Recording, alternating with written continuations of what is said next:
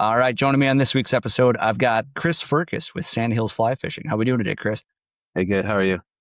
Excellent, man. I'm stoked to be talking some trout with you. I've followed you for I feel like quite a while, and every time I seem to open my feed, I see a picture of you with a really freaking big brown trout. And so I'm I'm stoked to be chatting with you and learning a little bit more about kind of some of your tactics and strategies, and especially about what you're doing with Sandhills fly fishing. You're in a unique part of the state. We've talked about driftless trout streams quite a bit, and I know you dabble in those a little bit. But I'm excited to learn a little bit more about what the central part of the state has to offer and how that fisheries sort of differ, and just sort of what your program looks like over there.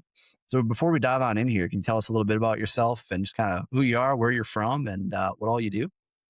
Sure. I'm from Manitowoc originally. I spent a little bit of time living in Green Bay during school.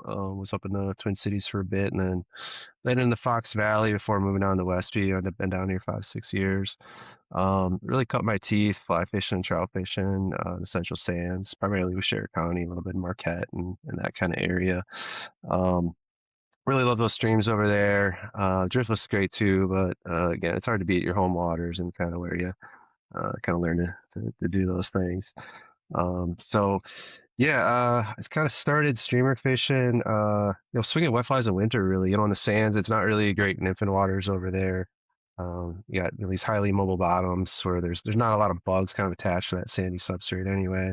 And in winter you don't have the hatches going on and that sort of thing. So I started swinging wet flies and you know, I, it worked. To my surprise, I mean, it's kind of a dying art almost. You don't hear a lot of people Mhm. swinging wet flies these days, although it's starting to make a comeback. But anyway, I started fishing bigger and bigger wet flies, just turning into smaller streamers, and then slightly bigger streamers, and haven't really hit the upper limit yet. Although there's sort of a sweet spot, to what those fish like to eat. But it's its own game. I still love tossing dry flies, the little brook trout. It's all great. I still do a bit of nymphing. I still love swinging wets. But there's fewer of those big fish, and like whether you're hunting or fishing or whatever your thing or sport is, there's always sort of that elusiveness, that you're trying to track down and put your finger on. And so that's kind of where I'm at, at this point in my angling career. That's awesome, dude. So tell us a little bit about kind of that Central Sands region. Like you mentioned, they're like super unpredictable or inconsistent bottoms there with it being all sand. Like things move around quite a bit. Like you said, they don't hold insects, quite as well as maybe some of the driftless streams that are more rocky and, have different types of habitat in there. Like what does the forage base, I guess, look like for these Central Sands streams? Yeah, I mean there are certainly hatches. A lot of the bugs that you find will be in the detritus, and kind of the quiet waters in that, or right on the wood. We think of stoneflies being associated with stones, like our northern freestones and that, but we actually got some streams with some crazy terra narcissus populations, as well as golden stones and brown stones. We get pretty big, Mother's Day black caddis hatches, the granums going on right now. We're still getting some sulfurs, pale morning dunce, things like that. So we have a lot of the hatches that you see in other parts of the state, but some of the mayfly hatches just maybe aren't quite as prolific as what you might see in the driftless. But we started talking about bigger prey items for trout. Obviously a lot of people think about bait fish, and that's definitely a big part of the picture. But crayfish, again, you think like crayfish, like rocks, right? Like Smalley waters, northern freestones, things like that. You don't really think about crayfish in sand bottom streams, but somehow they seem to be everywhere. And of course, trout love them everywhere. We've got really healthy frog populations, wood frogs as early as March. And then you got the green frogs, the leopard frogs, that show up too. And they're kind of back in the backwaters right now spawning. You hear like the choruses going, late night this time of year. Mhm. But after that, they'll move closer to the banks, and they'll hang out there for most of the year. When you're night fishing that area, you hear pops, you hear frogs just dropping, and you'll hear the gulps as well. So it's a great time to be throwing small patterns along the banks there towards the evenings and into night. And I tell people all the time, all year is frog season. We find frogs in the streams and trout coughing them out in the nets in January and February, when you think everything's Dude, just locked up that's so and it's sick. frozen. Yeah, yeah. Like I had a buddy a year and a half ago, when like an 18-inch brown or so, um, and you got a net, you got coughed up a full adult leopard frog, January like 17th or something like that. Just wild stuff. So yeah, all seasons frog season. Maybe you're not swinging, top water for frogs the time of year, but sunken frogs, absolutely. So yeah, dial in your olive streamer patterns for winter. Dude, that's so sick. So are you throwing like, so I mean, it's been a goal of mine for a couple of years now, and I just haven't been able to dedicate like the night fishing time to it. But like I've wanted to catch a trout on a popper, like, just a full size bass popper for a while now, just to see if I can.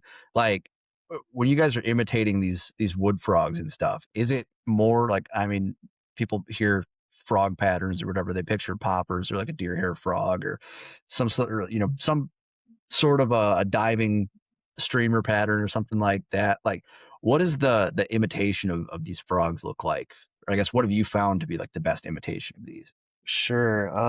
Well, I guess specifically when I'm night fishing, I'm trying to throw kind of a generalist pattern that might cover a few different things. Not unlike nymphing, right? Like, is it a mayfly? Is it a stonefly nymph? What is it? Especially when you get into like the Euro nymph stuff and those perdigons. Like what are we talking about here? What is this? It's kind of the same thing with my night patterns. I'm looking for something. We colloquially call it mousing, right? And trout Mhm. eat mice, but the fact of the matter is they're eating piles more frogs. But if you tell someone you're going frogging, they think you're going out catching frogs. Yep. So I'm finally leaving it called mousing. But so I'm trying to fish a pattern that, might pass for both, basically. So kind of Sure. a compact, floating fly that's gonna, have a floating nose that's gonna push a little weight, and then much of the rest of the body is gonna be kind of hanging back, kind of beneath. But a lot of people kind of emphasize, black, dark flies. I actually have a lot of luck with lighter colored flies, and I actually like fishing when there's a bit of moonlight out. And so, that light gets on the water and reflects around and that. And so fish can kind of pick up on that more natural color, whether it's, yellow, tan, kind of that cream color. Um, I think, with that light, they do get a little pickier. I think you do have to be a little bit stealthier. I mean, the moon's reflecting the sun, right? So it's just like you got to use the same tactics as when you're fishing during the day. You got to work those shadows.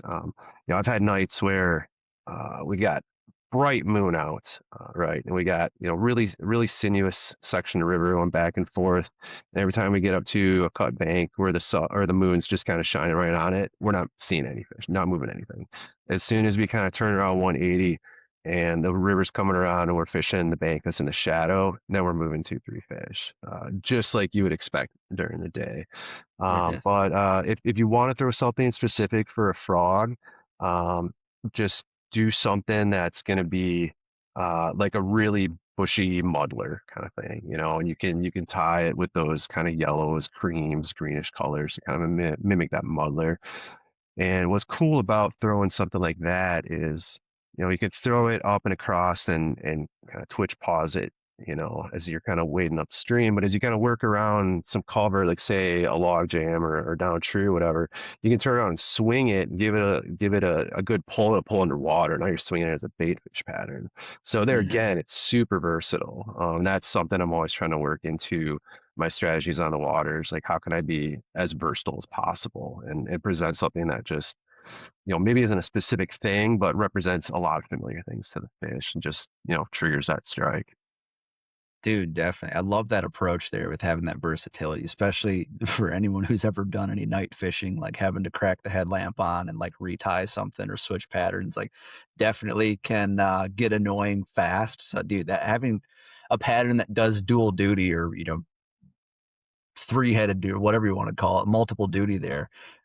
Dude, that's freaking sweet. I love that approach there. I'm also a little surprised by the color selection there as well in terms of like having those lighter colors. Cause I feel like so often folks, the common speak has been like, oh, well, low light, dark conditions, or even like dark water, match your pattern to that color or whatever. But so you'd think throwing a black fly or, a brown or a dark olive or something like that. I like the cream idea a lot. Do you do like, I guess, do you follow the same principle during the daytime as well? Or like, what do you tend to find are like your, uh, Um, let me ask you, let me back off of that a little bit, yeah. actually. Talk to me a little streamer theory on the color. Like, what are you matching your streamer colors to when you set out for, streamer fishing, whether it's during the day or at night? Yeah, two things. Water clarity and sun condition are Mhm. really it. Well, and I guess water temperature, to some extent too. If I've got really clear water, clear conditions, I'm gonna go as natural as I can. Something more along that kind of tannish, creamy sort of like like a chub style kind of Mhm. coloration, and then I'm probably going to size down to like a smallish chub pattern or a darker pattern, something that I might fish a little lower, something like that. Um, if I got a little cloud cover, a little stain, and especially if the river's on the rise after rain, I like to go white, or cream or even yellow. It's something I'm going to ride pretty high, because I want to show something that looks like the bait fish's belly. Like you turn over any of these bait fish, I don't care if it's a shiner, a sucker, a chub, even a sculpin. Their bellies are all cream yellow. Sculpin are super cool. If you ever, I mean, they're usually not riding too high in the column, right? But Mhm. they're really beautiful fish, and yeah, their tummies are like this really vibrant, kind of yellowish, and then they got like a pink under the chin even. And so, uh, Feenstra talks about this in his bait fish books. He's got pictures of looking up, at the fish from underneath. That's the perspective that the fish are going to be seeing when you're fishing a bait fish pattern high in the water column. And then so, if I'm going to fish something heavier, fish it down a little bit lower, then I'm going to fish something that's probably a little bit darker, something that's going to contrast with the light level down there, something that the fish is used to seeing broadside, some more of those greens, copper flash, things like that.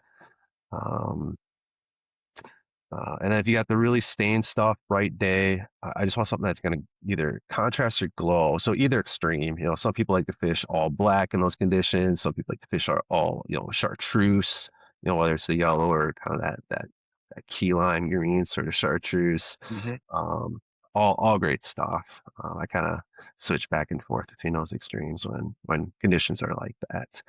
And then if it's like borderline blown out, I mean, if we're talking 4 to 6 inches visibility and like a clay stain kind of stream, then I'm probably gonna go black, especially if I got some overcast and I got a few bigger flies. I got some rattles in really grab their Sure. attention.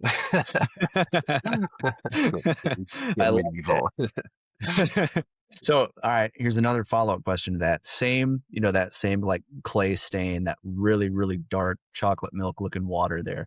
So you got that water, but you got full sun, bluebird sunny sky, lights just beaming in there, but you've still got that 4 to 6 inches of visibility there. Still sticking with the black fly? Are you switching colors then, or what's your Uh, approach then? Yeah, I'd probably go yeah, more like a chartreuse or a white. It's Hmm. something that might get more mid column, a little bit closer to the fish. And there too, it kind of depends on the stream. I mean, sometimes it's 6 inches of visibility, clay stain because it blew out. And some streams are just like that really often, especially Hmm. you get up towards Ashland and a Superior Clay Plain. The fish are just used to that. So they're used to hunting that. And so that's where you want to think about maybe using a sink tip, something with a bulk yeah that's going to push some water so that those fish can Sure. feel it because that's just how they haunt up there. Hmm. So, but that's very different than Central Sands where we've got some really clear water a lot of the time.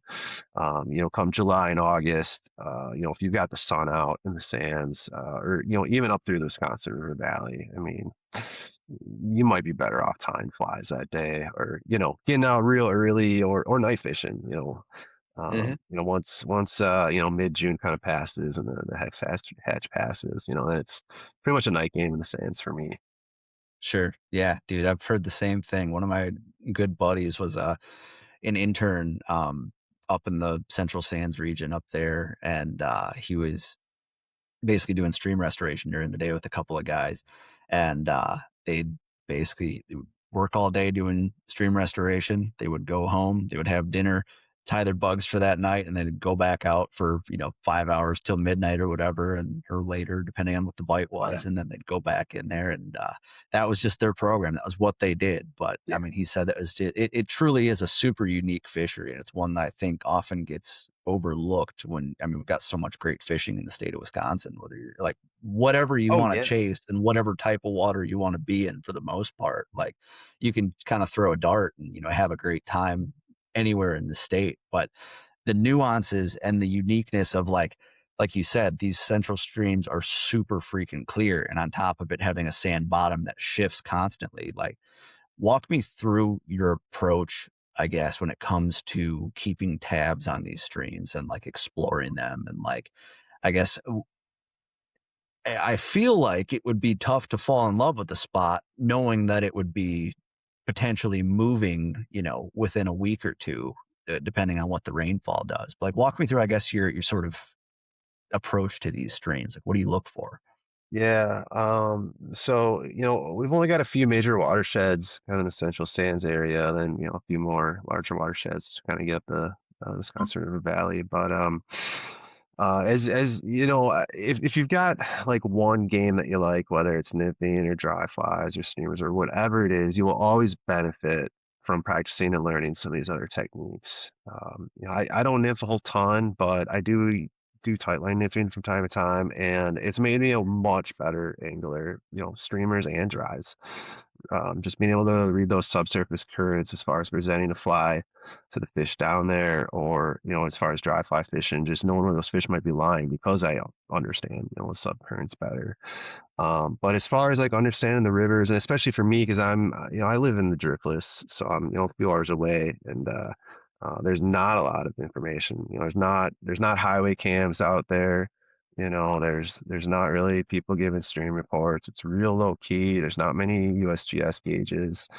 Um, but I do watch the stream gauges that are in the general vicinity, and I do watch, the weather that's going through the area. And I've just kind of learned those systems, and they're each unique. So some are a little bigger than others, some are a little smaller. Some have a little bit more silt than the others. Some have a lot of springs at the headwaters, but midway down, bottom end, there's really no springs at all. Whereas, other streams, we've got springs coming in all the way down below the trout waters. And that all affects, the river levels, the temperature, throughout the various seasons, the clarity, how fast the water is going to clear after a certain rain event. And so you kind of learn how they are in relation to each other. And so then like when I get over there for a day or two or however long I'm over there, and I'll stop at one stream or one bridge and look at it and be like, okay, this is the conditions here. Now I've got a vibe for like that county and like the surrounding counties. Like I know what all those other watersheds are doing just by looking at one bridge, more or less. Mhm. And then so I can look at the forecast, for the next coming days, 3, 4 days that I'm out there, and kind of plan, okay, we got full sun this day, so I'm going to hit, this section of this river, this 5 mile stretch or whatever, somewhere in there. The next day, we're going to get a half-inch rain. In the morning, it's going to be overcast. Like, all right, now this one's going to be firing up. And so that's how I kind of pick it apart.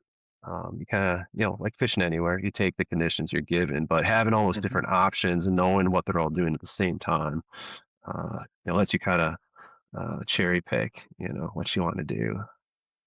Totally. Gotcha. Are most of these streams pretty wadeable? Yeah, for the most part, they are. We do use canoes for some stuff, primarily just for access. We'll like boat up, to an inside bend, and a lot of these lower sections that we canoe are pretty sinuous. So you at the bottom of the inside bend, park the boat, get out, put on the pack, and kind of work that cut bank below, work the whole bend, and work the cut bank above, and then hop back in the canoe and paddle, hit the next one, so on and so forth. Or in some cases, we're able to just, we use the canoe for access, get through like a big, deep stretch until we know it's wadeable from there. And we'll just park the boat and then fish the rest of the day, going up, come back down, and then hop in the canoe and head home. Sure. I like that approach. Yeah. That's it's not something we get to do a whole lot of in the driftless. I mean, there's No. there's there's waters you can do it on, but not many. It's Yeah. Yeah. that's super cool. That's like, I mean, unique. Like I don't know. I feel like you don't get that many trout opportunities in the state that you can do something like that. That's super cool. Yeah, I that's a dig good point. I never really thought about that much. Yeah, I mean, there's some bigger waters, up north, but that. Hmm. uh, I don't. I'm not that great of a canoe. I got two canoes. I'm not that great of a canoeer. I can handle the stuff in the sands, because it's all kind of that slow, kind of even Yeah. flow stuff. It's pretty foolproof. And if you're gonna flip it, you're gonna find all your gear land on your feet. You're just gonna be wet. Right. So Yep. yeah, it's For not too sure. bad. But yeah, I mean, there's places you could fish out of the canoe, but it's just easier to not. If you get a Hmm. real big fish on, fish of the season, you don't want to be messing around, trying to swing it around to the guy behind you, holding the boat with the paddle, like Yeah. the less gear, the better, right? Like you want two Right. guys on the ground, one with the fish, one with the net, make it happen. Hmm. So Yeah. Definitely. Plus, like you said, anybody who's ever tried to fly fish out of the front of a canoe knows how much that sucks. But yeah, not that's ideal. awesome, dude. So, It's okay, you doable. mentioned, yeah, you brought up big fish there, dude. Like, talk to me a little bit about what you guys are seeing in terms of like your size class, or like what you might perceive to be even like age class of some of these fish. Yeah. I don't think it's terribly different than a lot of other corners of the state. Um, on the whole, just like anywhere else, there's some streams that have more potential than others, and we're seeing bigger Mhm. fish there than some others. But and to be clear, like there's a lot of water on these streams that you can be throwing dries, swing-a-lets, and you can have a ball, catching 20, 30 fish. When Sure. conditions are good that are, those like 8, 12, 14 inches, chance of something a little bit better. But we're fishing bigger waters, throwing bigger flies. It's low numbers. We're just kind of looking for that little extra meat on the bones. Those fish that are fattening up on those crayfish and frogs like we were talking about. But yeah, these streams have really healthy populations of kind of that 15 to 18 inch range. We see a lot of those, and that's really great to see. Um, I've certainly seen a lot of 20s, probably more so than other parts of the state. Although we just, me and my buddy Ted, we, fish that area a lot, so I might be a little biased there. But we're certainly encountering, 2 footers. Uh, we've seen some upper 20s. We're seeing top of the class fish in these Mhm. systems. I'll just say that. Yeah, And for you know, sure. um, we've had some 2 footers in the net last year. And a lot of that's at night, right? Um, I did have one fish daytime, probably about upper 20s, just barrel across the pool at my fly, and I honestly would have thought if it was a pike if we didn't. I locked eyes with her, like I saw her well enough to know it was a hen, Yeah. like it was a big fish. And I don't know if it was that she saw me and we like locked eyes, or that she just rejected my fly because she came down underneath it and just didn't even hit it. Uh, Oh. and I spent like another half hour at that pool. I changed flies, more times than I did the rest of the week combined. She was gone. But those fish are certainly out there, and not just in the Mhm. stands. Like I said, I mean, every corner of the state has those fish if you put in the time to hunt them out. Um, but there's something special that I like about that part of the state, and that you can, you're never that far away from houses or farms, like most of the places in the state, but it feels like you are. These rivers have really wide, well-connected floodplains. You're surrounded by a lot of alder, a lot of floodplain forest, and you're just not seeing a lot of that stuff. They're healthy intact systems.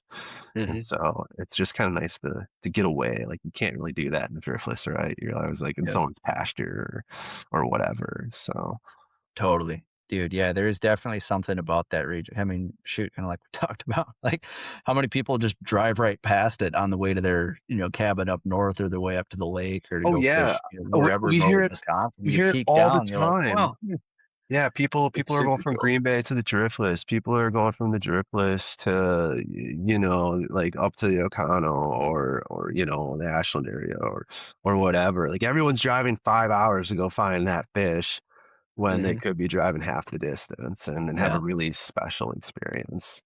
Yeah. Totally. Well, like you said, I mean, it's so intimate, it's so untouched that, because no, I mean, quite frankly, on top of it, like you said, there's a lot of alders, there's a lot of pretty thick, gnarly woods, and on top of it, there's not a ton of easement, at least from what I've seen on, Onyx and trout routes and stuff. Like, it seems like if you want to get to these fish, you're gonna have to work for it, no matter which way you cut it. Like, I don't, it didn't seem to me like there were really any shortcuts to getting to these streams or any of these, especially these bigger fish. So I mean, you guys are Yeah, definitely putting the we work in.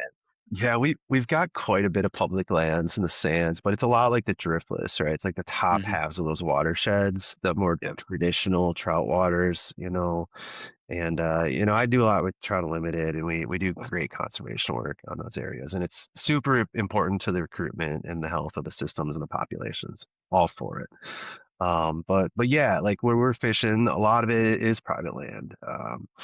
And you're just putting in, on a bridge and waiting up all day and again keeping your feet wet or staying in the boat or we'll like anchor the boat, right in the river channel and just walk up from there or whatever. Um, but no, it's tough. There's no two ways about it. It's tough fishing. I brought out a handful of good friends that are in good shape, right? Like people that fish 100 days of the year, travel internationally, like soccer coaches, things like that.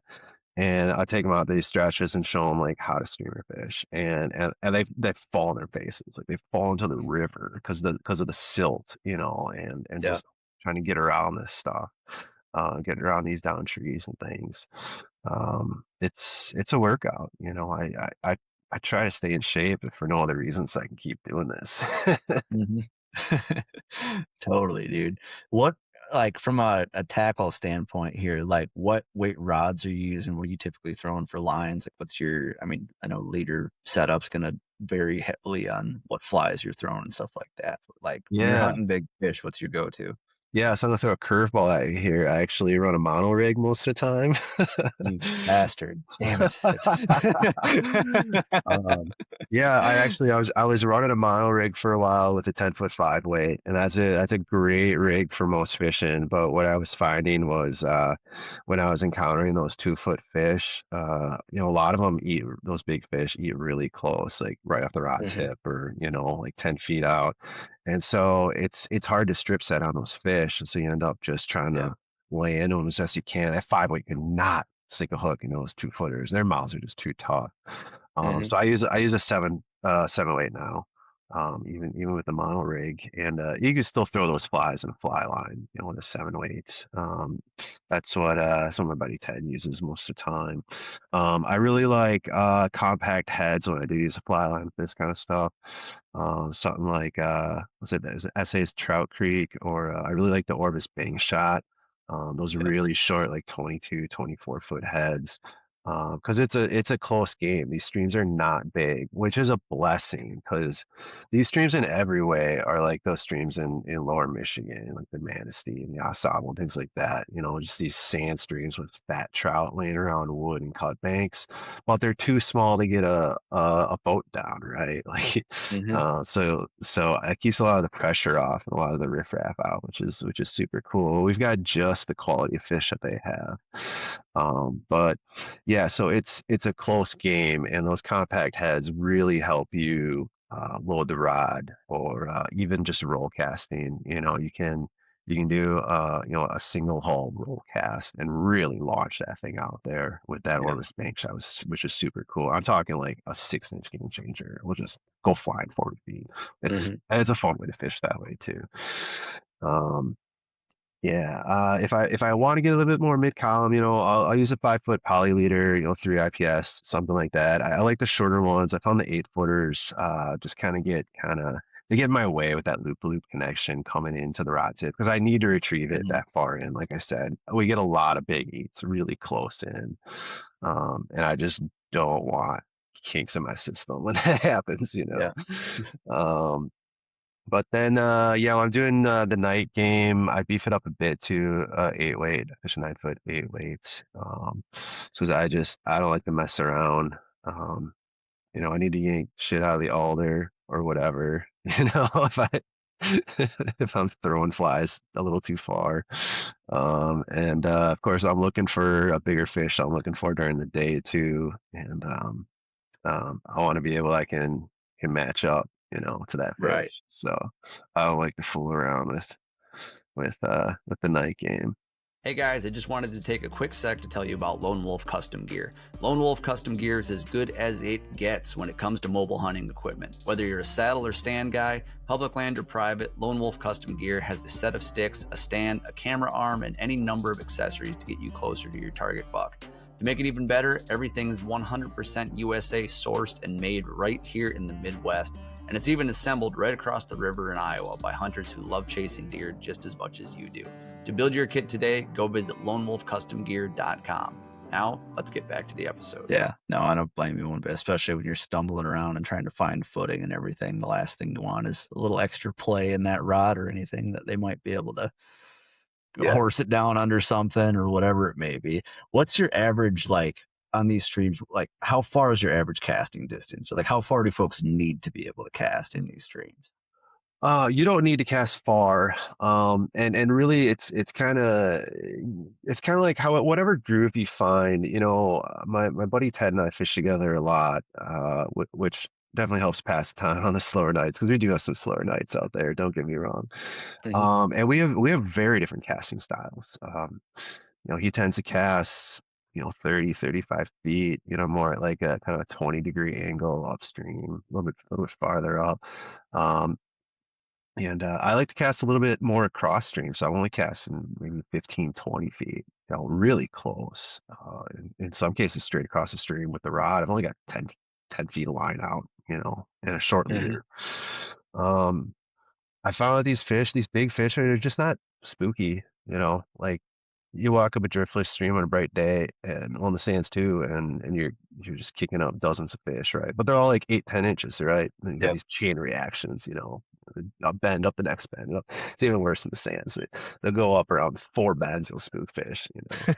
But you never see those big fish spooking out, right? Like they hang Mhm. tight, they're the top dog, top predator. Like they don't really got anything to worry about. So, and two, I think about like, we see a lot of deer crossing the river, and like I gotta imagine like they're used to like animals crossing the river and that, and two, like, those deer are probably kicking up some bait fish and stuff, kind of scattering them off the banks and that. I Mhm. feel like the fish got a key in on that, it must be Totally. drawn to something like that. But while we're waiting, these streams are really quiet waters. You do need to be quiet. You can't be just sloshing around through here. But you're gonna push a little wake, and a little wake's fine. I think it's more the noise, with the splashing, really kicking some water around. That's gonna Mhm. put them on edge. But just a slow roll. Roll those heels. Don't bend those knees.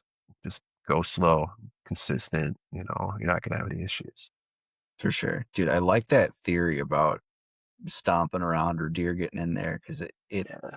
makes perfect sense if you're picturing a deer getting into the creek and then it spooks a bunch of 6 to 10 inch fish and they Yeah. go running. Like, in theory, if we're talking about a big predatory brown trout here, then yeah, that should kind of be like a light bulb. They're like, okay, food's coming, let's go. Like, That's right. I like that strategy. That's good. I like that a lot, dude. That's great. When it comes to I guess, like, streamer selection in here and stuff here, like, what primarily, you mentioned, like, wood frogs, you mentioned bait fish, like days and stuff like that. What are, like, some, whether they be, you don't have to divulge all your secrets here, but, like, what are, like, some, patterns that you go to that you can find in most shops, and like what are some variations and stuff that you'd like to add to like some of your own patterns and stuff? Because I know you guys sell flies too, that you guys are tying, but like what do you like to what speaks to you in a streamer? Um, I'm usually looking for, a few things, action, where in the water column do I want that fly? So, weight versus bulk, things like that. What Um, dictates that for you in I'm sorry. terms of like where you're trying to like put that fly in the water column? Like what do you talk me through your approach to Sure. Yeah. So selection? yeah. I really like throwing dungeon changers. I tie, Mhm. fish, and sell a pile of dungeon changers, and that deer hair head really sort of neutralizes the weight of the dumbbell head I put on there, which is usually like nickel or Mhm. brass. So those two together, kind of make it neutrally buoyant while being really bulky. So Yep. you can push a lot of water and just let that fly hang suspend, which is my favorite way to streamer fish. Uh, watching a big fish come and just T-bone that fly out of nowhere while it's just suspending in the water. You're not even Mhm. touching it. Is just so much fun. So I fish those a lot, even if I know they're not going to be very effective that day. Like I'll just be stubborn, and just fish Yeah. it because they're fun to fish too. Like they're just fun to watch and just imagine a fish clobbering it, and sooner or later one does. Mhm. Um, but I really like anything like a circus peanut, for more mid column or getting down to um I really like what they call whistle pigs. I think it's a musky fly actually, maybe a smallie fly. But I size them down to like 4 or 5 inches. And in spring when the water is really high, the fish are actually out in the runs feeding, which is just a phenomenal time to be on the water. I'll just cast those down and across and just swing them off the bottom. Yeah. And that's just a ton of fun. Um, if it's real slow, like we've had great conditions this spring, probably statewide, but especially in the sands. And turns out it was so good. Like the fish were just kind of fat and happy. Like they weren't chasing down those big suspended streamers because they had Mhm. so much food in the rivers. They've been just Right. gorging for weeks and weeks. So we sized out a little bit, but really the game was to just get down to them and fish slow. And so we kind of switched to jig changers, dark jig changers. Something like it could be a dead bait fish, it could be a leech, it could be a worm, it could be whatever. But just something that's going to get real close to the bottom, still have a lot of action, and yeah, just twitched across the bottom. And we've turned days where we went 3 hours without a fish to also we're picking up fish every bend, by just changing tactics like that. So I'll keep that in mind when you're out there. Like even when it looks really juicy, I mean it's all relative, right? Like if you're fishing a small stream, knee deep pocket could be everything, right? But like Right. if it's a waist deep river, then an extra 3 inches doesn't really make a difference. Same with like conditions through time. Like if you're in a drought for 3 weeks, all of a sudden you get a half inch of rain, like it's gonna be lights out, right? But if you've had great conditions for 6 weeks, well, you might have to work a little harder Yep. because those fish are happy. Totally. Totally, dude. I like that. So the changers are your go-to. Oh That's your yeah, is yeah, it they're just just so much fun to fish. mhm. Yeah, dude, those things look nasty. Like every time you see them in the water, it's like this looks too good. Like Mhm. I don't know. I don't know. Dude, one of the things you mentioned there at the start of this was that you guys also get a hex excuse me, a hex hatch up on your streams. I know we're recording this on May 19th, so we're not quite there yet, but I know it's right around the corner here. For those who haven't heard of it, give us a quick breakdown of like what are these bugs? What are these fish doing? What does fishing for these fish actually look like in this region? Yeah. Well, and the fishing's pretty similar throughout the range of the hatch. Mhm. I, I've heard there's some hatches in some areas, down in Missouri and Iowa and that, but really like the Central Sands is kind of the start of it, and then well, and over in Michigan too, right? It's really popular over there.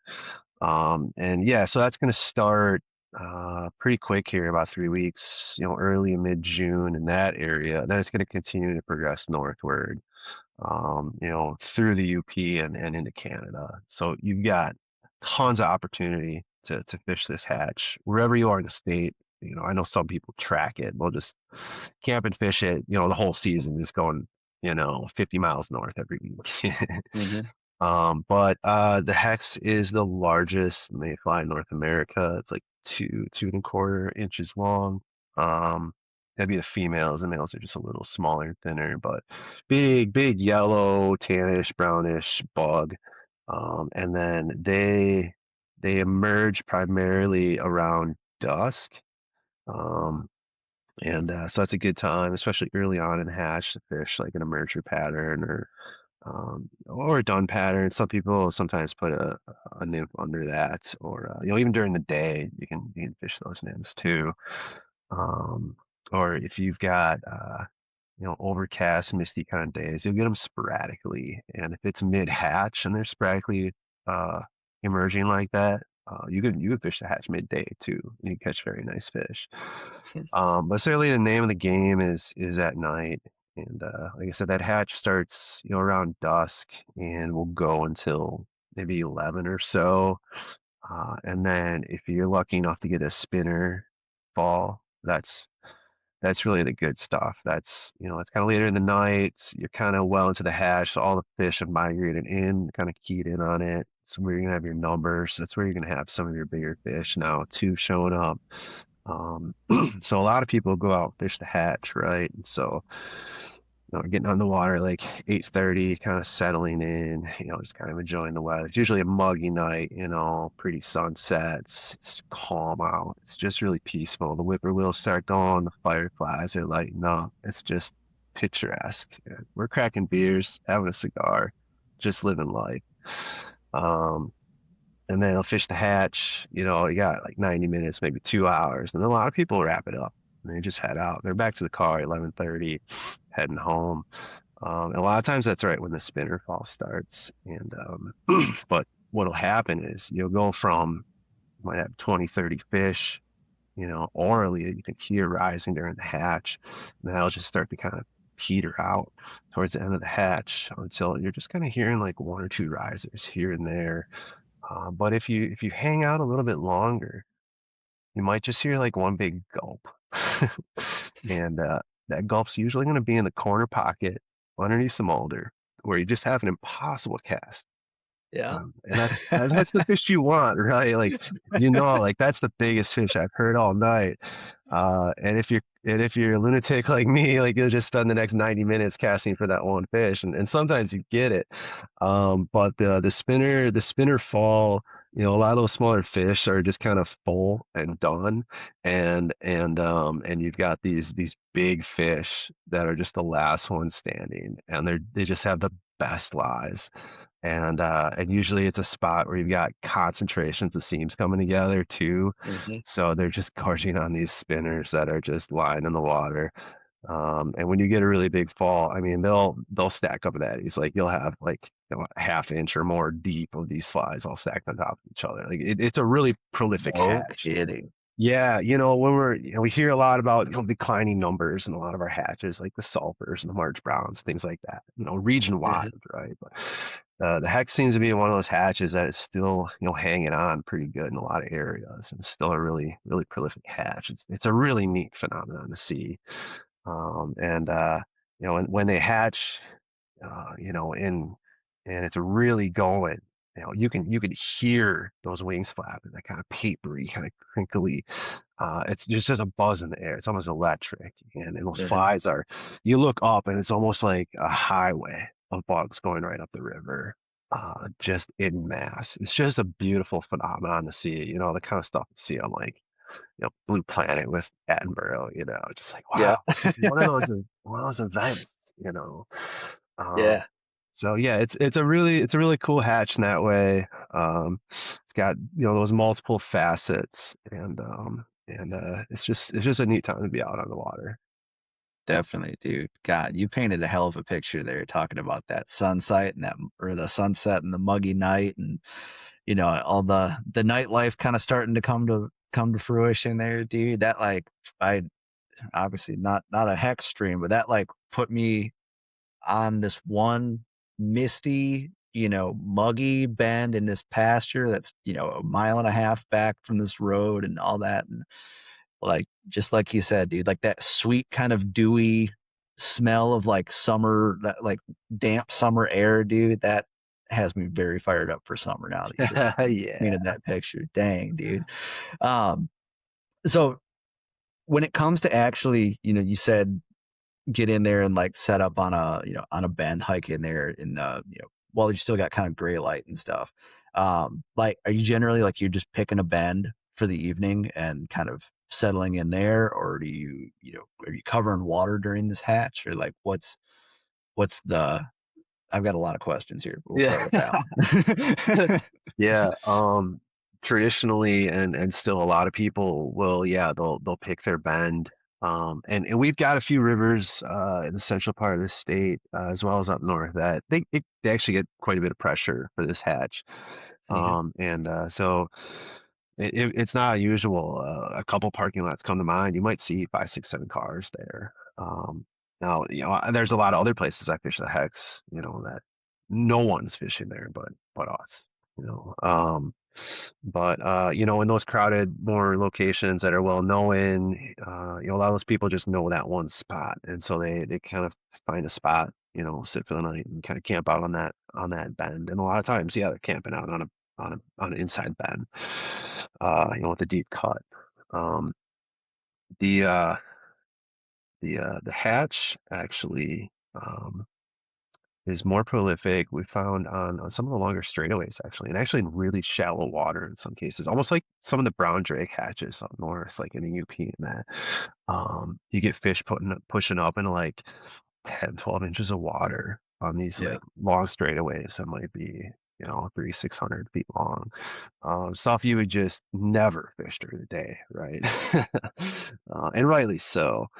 But that's like two football fields you got to play around with, right? You're seeing fish rising up and down this thing. And if you're in a spot with public land, then you're just running up and down the bank, picking your Mhm. fish, which ones do you want to shoot for? 'Cause you can't catch them all. And um yeah, it's kind of fun to just go out and be able to target fish like that at night. You're kind of like looking like the reflection of the moon, if you got off the water, is that as big as it sounded? Trying to get an eye on things. And then those fish are moving around too in some cases. You're trying to triangulate, and yeah, it's a whole game, but um yeah, so and a lot of times you'll find those spots where we're hiking up or we're paddling up or whatever it is, and then we're fishing that hatch or hoping to fish that spinner fall.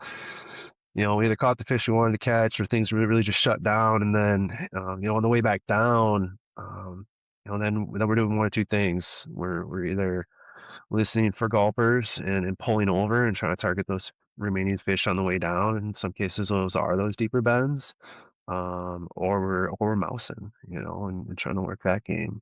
And so that works too. You could do that all night, right Yeah. after the hatch. You think some of those fish are full, and maybe some of them are, but some of them are definitely still feeding. Hmm. Yeah, definitely, dude. I like what you said there too about some of those fish pushing up from maybe their daytime haunts and moving into that shallow water where during the day, you're right, you'd never ever find them, or you'd find some of your 6 to 8 inch fish hanging out in that weird little shallow pocket there, and all of a sudden, like, oh crap, there's there's a big fish there. Sounds like somebody just dropped a coffee cup in the water. Like, that's Yeah, cool. I like that. I've definitely seen that on some of the driftless streams doing some mousing and stuff, and it gets me so fired up when they eat in that shallow water. They just like yeah. blow up even more than they normally do. It seems it's freaking sweet. Is it fairly easy to like I guess how sensitive or like how temperamental do these fish get during a hex hatch? Like, is it fairly easy? Do you have to worry about like putting them down very much, or like what do you tend to Um, see in that regard? yeah, they're pretty forgiving at night, and Sweet. that's whether you're doing the hex hatch or any general night fishing. Hmm. They're just more comfortable, Totally. You can put them down, you can wait them out, give them 5 minutes, they'll be back. Maybe they shift over a lane, 5, 8 feet or whatever, Sure. and then just give them a couple of rises, and then put another one past them. But um, you know, you you can be pretty delicate, with a 6 weight if you try. Hmm. Totally. Is that what you're throwing typically for your dries? That's what a lot of people use Yeah. for the hex hatch. Yeah, like a 9 foot 6 weight. I prefer a 10 foot Sure. 5 weight. It gives me a little bit more clearance on the reed canary grass behind me, on the banks. Okay. Gives me Sure. a bit more Yeah. lift there. And a little bit more sensitive, a little bit more tippet protection, which is always nice. And if I've got a lot of wood by me, having that lighter rod actually, if you play it right, the fish don't like dive for the timber. They'll actually just kind of hang out like on the bottom, Hmm. and you can kind of Right. finesse them in. My friend Seth Waters, Dark Water Spy Shop, does this for his migratory brown trouts up on the border brule. He's using it's a Euro net for, it's like a 10.5 foot 4 weight that he's using on 10, 12 pound brown trout with 4X.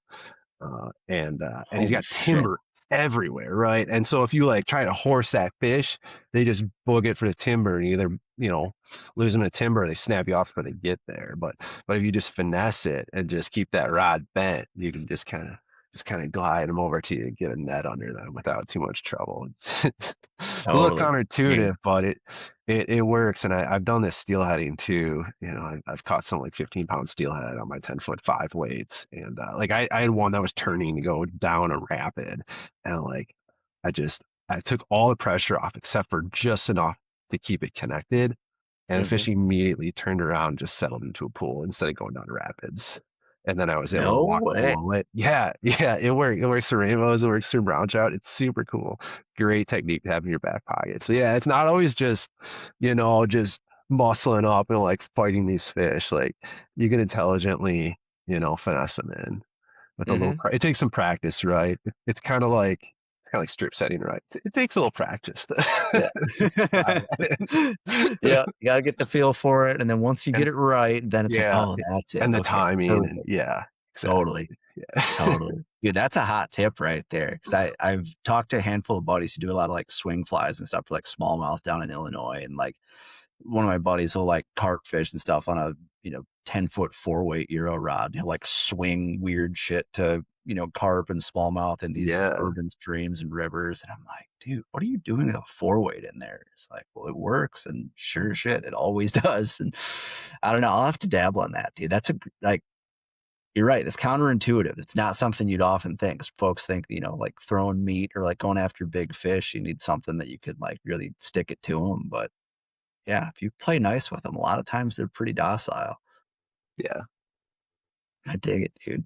Um, dude, so in addition to so you're a guide with Sandhill fly fishing, Yeah. and also you guys have Cut Bank Collective as well. Can you tell me a Yeah. little bit about both of those?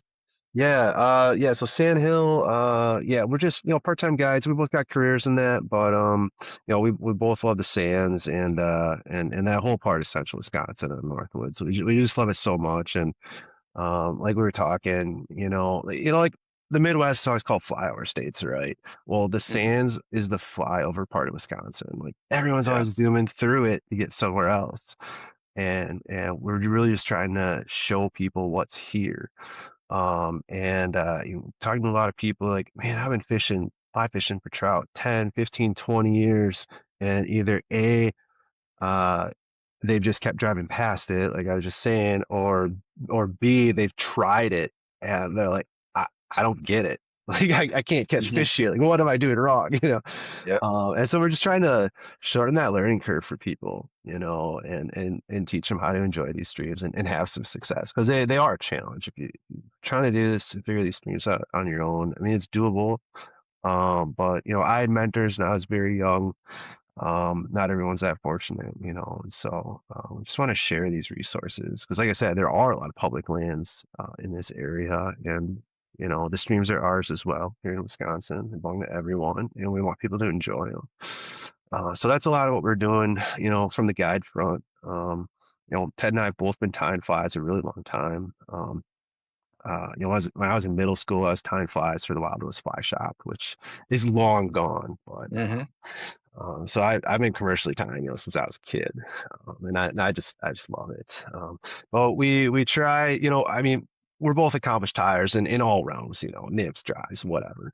But we're really trying to offer flies that we're just not seeing out there in the shops, especially with these bigger flies. You're presenting something that these fish get a much better look at, right? And the flies you see in the shops, they're often, two, three color, two, three material, because that's what you need to hit the price point, right? Um, and we found that just adding a bit more complexity to a fly, an extra color, a flash. Doesn't mean more flash. It's half of what you had. Add another half of another color, a couple extra turns of some different marabou, just different combo colors. There's always lots of new materials coming out, especially in the synthetics realm. We're trying to incorporate those and see what's possible and just blend different colors that we're just not seeing out there. And we fish them and they work great. We love them, and so we're trying to share those as well. And then you know, it's all culture, right? We're designing stickers and slinging those and just having some fun with it. We're working with local artists that are also flying anglers here in the state to make those, and so it's just a fun project, kind of build that community and support others along the way. So yeah, that's Sandhill. Um, and yeah, so then yeah, as far as the community goes, we started this cut bank collective thing. We kind of conceived it on the river, right? Go figure. Ted and I fishing together. Actually, yeah, we were steelhead fishing a couple falls ago. I mean, this would be a cool idea. Because like where I got my start with fly fishing was really on some of the early internet forums around the Midwest. And I found a lot of mentorship there. They had all sorts of outings, things like that. It was just a great place to learn from before we had social media. And I mean, social media was pretty cool for a while. It's still worthwhile. I mean, you get to meet great people. Like we met each other, through social Hmm. media. It still has its place, right? But there's just something missing to that those forums used to have, right? Like more of a sense of community and belonging. You get more in-depth conversations, follow-up questions, and just kind of keep conversations going. You got archives of reference material and things like that. And so we decided to start up a forum like that. And so that's what the Cutbank Collective is really, is first and foremost a forum, and it's what we know, right? So many things out there in the outdoor space. They try to be everything for everyone. There's all sorts of forums out there, like, oh yeah, we have a Wisconsin section. Like, okay, but like people in California are coming in and like just making waves, about Hmm. whatever, just causing a ruckus. And so we're kind of sticking to what we know, keeping it Midwest based. Um, it it's not just cold water; it's warm water too. But there's obviously a lot of focus on cold water with Ted and I just being trout heads, and we Hmm. love to do other stuff too. I do a lot of smallie fish, panfish. It's cool.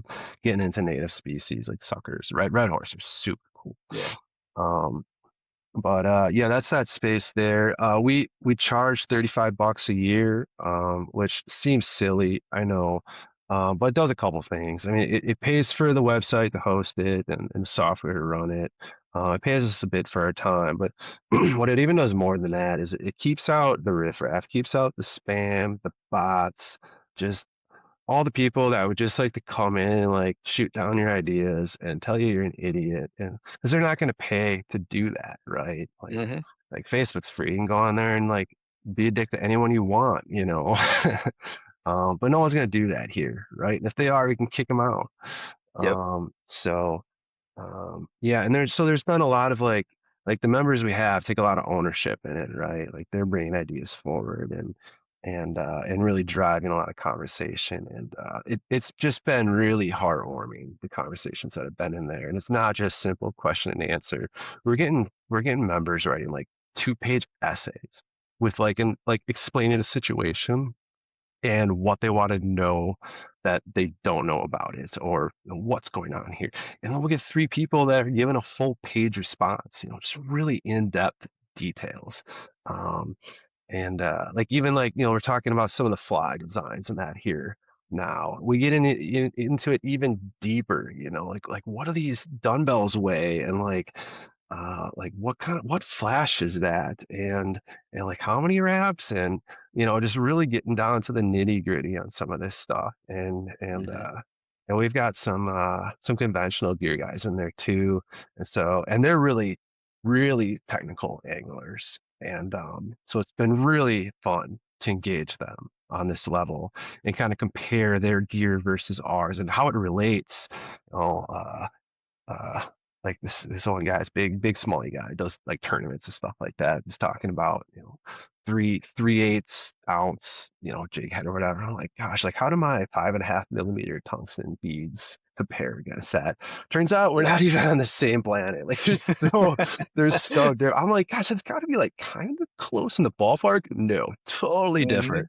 But like I never would have bothered to like compare, without knowing that person through this channel. So Mhm. it's been super cool. So yeah, we do fly raffles. We actually this coming weekend, Memorial Day weekend, we're actually our group's getting together and we're crowdsourcing an entire watershed that none of us have fished before. So we're all going to take different sections. There's multiple forks of this river. We're all going to take different sections of it. Friday, Saturday, Sunday, Monday. Each night, meet back at camp, have a fire, share pictures, notes. What type of water are we seeing? What sort of fish do we encounter? What do bait fish like? What insects are you seeing? What's access like? All these things. And we're all going to shorten our learning curve on this area by like 5 years in a weekend by Right. just, you know, sharing this all together. And just build Dude, some that's so camaraderie and community along the way. So it's super cool. And we offer discounts on our flies and our guided trips and that for our members too. So it's we're just vibing out. dude, that's so rad. I love that so much. And like, I mean, the fact that you guys like, I mean, I think you definitely should have that, membership fee or whatever. Like it's 100% justified when you actually think about like the serious angler that you're trying to target and everything, and like trying to get in there, because everybody's been on the Facebook forums or read the comment section of Yeah. somebody's grip and grin, and people are just pricks for no reason. Oh But to yeah. have something like that, that's bringing, I love too that it's bringing some of the gear anglers in as well, because that's like that's a a bridge that I feel like has been like slowly being built, and I'm really enjoying it, because I mean, Yeah. we all love to nerd out about the same fish and just target them a different way. One of them's you know, just a little, I mean, they're just different, right? But if you can figure out Yeah. like, oh, Well, okay, if I can get that streamer to behave this way, or, imitate that, you know, lure or whatever it is, or like move it vertically more than, a certain way, or however it may be. Like I love, like absolutely love that that bridge is being built. yeah. Gear anglers often get a bad rap because I mean anyone can go to Walmart, get a cheap pole, and go to a bridge and leave a bunch of trash. You know, Yep. but there's a ton of gear anglers out there that are absolutely as nerdy and tactical as any of us fly anglers, even more so in some cases. Hmm. And those are people I want to know, and their perspectives are invaluable. And like I tell a lot of like the old guard in our TU chapters, like you guys ever see spin anglers out there? Like, oh no, like yeah, because they're not fishing the same waters as you. Look at the fish they're catching. Hmm. That's a very good point, dude. I like that. Dude, so if folks want to get in touch with you guys, maybe book a trip with you guys, get out, like experience the hex hatch for the first time or something like that, or just experience this fishery for the first time, where can they go to book a trip with you guys, or also join the Cut Bank Collective? Yeah, it's all on sandhillflyfishing.com, and then you can find the cut bank right in there. It's hosted on that website. We got our fly sales in there, contact page for guide trips and all that. We don't have any socials for Sandhill. Cut banks on Facebook and Instagram, and then my own socials riparian.life. Hell yeah. Awesome. Folks, if you're not already following Chris, you want to see some really big fish, you got to go give him a follow as well as his other pages as well. Dude, this has been freaking awesome. We're going up over an hour here, so I don't want to take up too much of your evening here. Before we wrap up, if you had to leave us with like a mantra for hunting big trout, what would it be? Confidence. Maintain the Confident. confidence. Yep. Hell yeah. That's perfect. One word. That's all we need. I love it. Well, dude, this has been awesome, man. I seriously appreciate your time and just all the knowledge that you shared here. I'm hoping this is the last time that we get you on the show to talk some trout. And I hope especially that maybe you and I can get together on the water sometime this year and harass some fish. But folks, go check out Sandhill Fly Fishing. Go follow Chris on socials. And dude, good luck this upcoming spring and or the rest of the spring. I guess shit, we're already into summer now. Good luck with the heck patch kicking off here, and stay in touch, man. We'll talk soon. Yeah, sounds good. Thank you.